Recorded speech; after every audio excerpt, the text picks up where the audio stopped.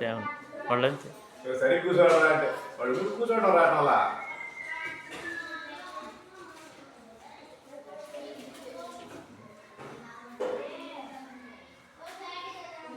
In this video, class 10th English ఎగ్జామ్స్లో if clause మీద ఒక 2-3 బిట్లు అడుగుతారు. ఇఫ్ క్లాజ్ని ఎలా చెప్పాలనేది ఈ వీడియోలు ఇస్తున్నాము. విద్యార్థులు నేర్చుకుంటారని ఆశిస్తున్నాం. ఇఫ్ క్లాజ్ అనేది మనం ఇలాగ చేసినట్లయితే అలాగ అవుతుంది అనే మీనింగ్లో ఉపయోగిస్తాం.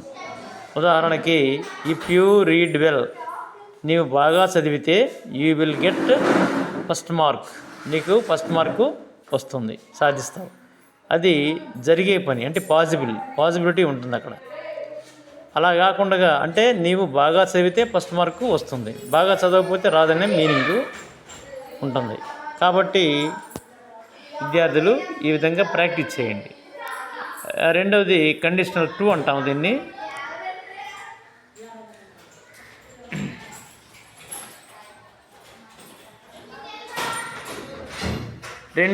కండిషనల్ 2 అంటాం, ఊహాజనితం. If I were a bird I would fly in the sky. నేను గనక పక్షిని అయితే ఆకాశంలో ఎగురుతాను. నీవు పక్షి కావటం అనేది జరగదు, ఇంపాసిబుల్ కండిషన్స్కి ఈ కండిషనల్ 2 అనేదాన్ని ఉపయోగిస్తాం. ఏదైనా నేను చిరంజీవిని అయితే చిరంజీవి కన్నా డ్యాన్స్ బాగా వేయగలను. ఇఫ్ ఐ వర్ చిరంజీవి కాలేవు అని అటు impossible. If I put on the moon I will. If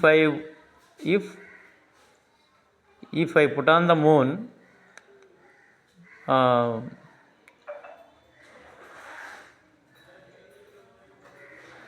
I would build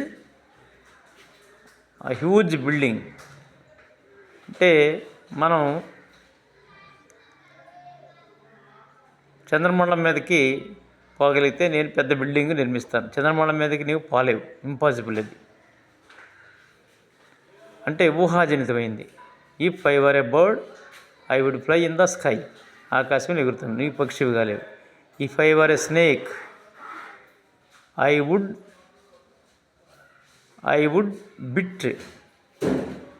would bite him 3 times. నేను కనుక పామునైతే అతను 3 సార్లు కరిసేవాడిని. నీవు పాము కాలేవు, ఇంపాసిబుల్ కండిషనల్ అంటాం దీన్ని. కండిషనల్ 2 అంటాం. Next conditional 3. ఒక పనిని అలా చేసి ఉన్నట్లయితే ఇలా జరిగి ఉండేది అని చెప్పే మీనింగ్లో కండిషనల్ 3ని మనం ఉపయోగిస్తాం. ఇవి చాలా ఇంపార్టెంట్ కండిషనల్స్, కంపల్సరీగా ఎగ్జామ్స్లో ఇవి అడుగుతారు.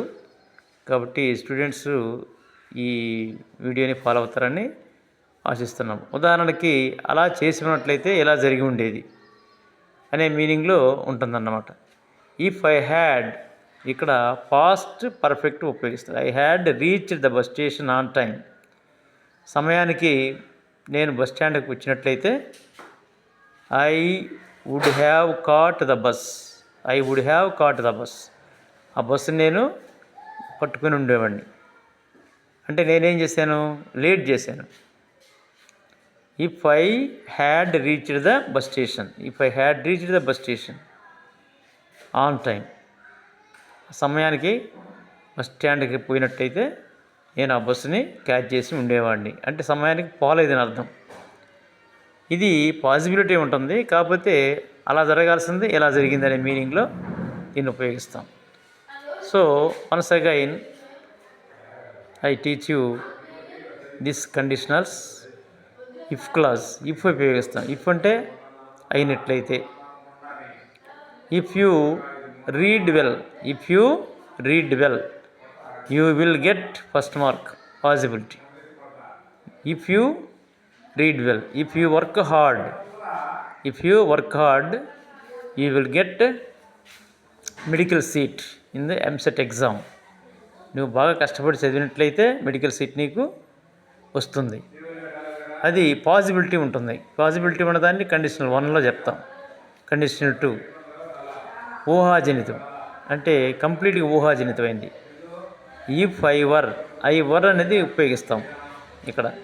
If I were a snake, if I were a monkey, if I were a tiger, if I were a tiger, I would. ఇక్కడ వుడ్ ప్లస్ V1 వస్తుంది. Would plus V1. I would, if I were a tiger, I would kill him. If I were a tiger, I would kill him. నేను కనుక పులిని అయినట్లయితే అతన్ని చంపి ఉండేవాడిని. అంటే నేను పులిని కాలేను. ఇంపాసిబుల్ కండిషన్స్ ఇది. విద్యార్థులు దీన్ని పాయింట్ని అర్థం చేసుకోవాలి. నెక్స్ట్ 3, అలా చేసి ఉంటే ఎలా అయి ఉండేది.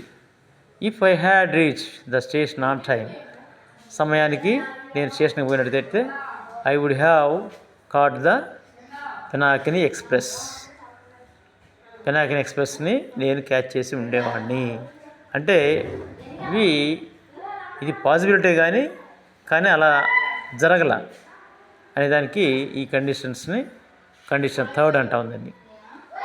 వీటిని అర్థం చేసుకొని విద్యార్థులు ఫాలో అవుతారని ఆశిస్తున్నాము. మా వీడియోల్లో 10th క్లాస్ ఎగ్జామ్స్ సంబంధించి వ్యతిరేక పదాలు, grammatical points, passive voice, active voice అన్నీ మా వీడియోలో ఇచ్చున్నాయి.